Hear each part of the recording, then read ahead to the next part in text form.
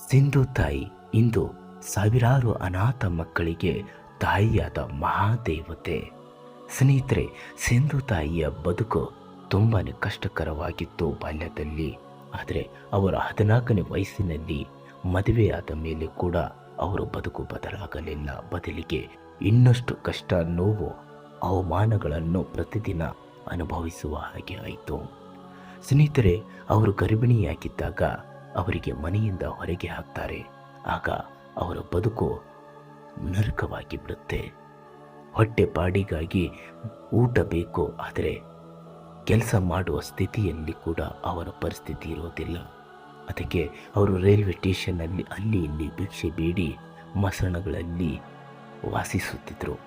ಆಗ ಒಂದು ದಿನ ಅವರಿಗೆ ಅನಾಥ ಮಕ್ಕಳು ಭಿಕ್ಷೆ ಬೇಡುವುದನ್ನು ಕಾಣುತ್ತೆ. ಅವರ ಪರಿಸ್ಥಿತಿ ಕಂಡು ಅವರಿಗೂ ತುಂಬ ನೋವಾಗುತ್ತೆ.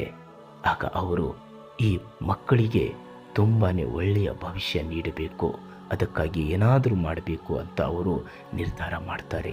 ತನ್ನೊಳಗಿನ ನೋವು, ತನ್ನ ಕಷ್ಟಕರ ಬದುಕನ್ನು ಮರೆತು ಅನಾಥ ಮಕ್ಕಳಿಗಾಗಿ ಬದುಕಬೇಕು ಇವತ್ತಿನಿಂದ ಅಂತ ಅವರು ಹಠ ಹಿಡಿದು ಇವತ್ತು ಸಾವಿರಾರು ಮಕ್ಕಳಿಗೆ ತಾಯಿಯಾಗ್ತಾರೆ. ಸ್ನೇಹಿತರೆ, ಏನೇನು ಕೆಲಸ ಮಾಡ್ತಾರೆ, ಸ್ವಾಭಿಮಾನದಿಂದ ಬದುಕ್ತಾ ಇವತ್ತು ಇಡೀ ಸಮಾಜಕ್ಕೆ ಸ್ಫೂರ್ತಿ ನೀಡುವಂತಹ ಮಹಿಳೆ ಅಥವಾ ದೇವತೆ ಅಂದರೂ ಕೂಡ ತಪ್ಪಾಗಲಾರದು. ಸ್ನೇಹಿತರೆ, ಇಂದು ಇವರ ಉತ್ತಮ ಕಾರ್ಯದಿಂದ ಲಕ್ಷ ಲಕ್ಷ ಮಕ್ಕಳು ಉತ್ತಮ ಭವಿಷ್ಯ ರೂಪಿಸಿಕೊಂಡು ಸಮಾಜದಲ್ಲಿ ಉತ್ತಮ ಕೊಡುಗೆಗಳನ್ನು ನೀಡುತ್ತಿದ್ದಾರೆ ಎಂದರೆ ಅದಕ್ಕೆ ಕಾರಣ ಮೂಲ ಈ ಸಿಂಧು ತಾಯಿ ದೇವತೆ. ಸ್ನೇಹಿತರೆ, ಈ ವಿಡಿಯೋ ತಮಗೆ ಹೇಗೆ ಅನಿಸಿತು ಅಂತ ದಯವಿಟ್ಟು ನಿಮ್ಮ ಅನಿಸಿಕೆ, ಅಭಿಪ್ರಾಯಗಳನ್ನು ತಪ್ಪದೇ ತಿಳಿಸಿ.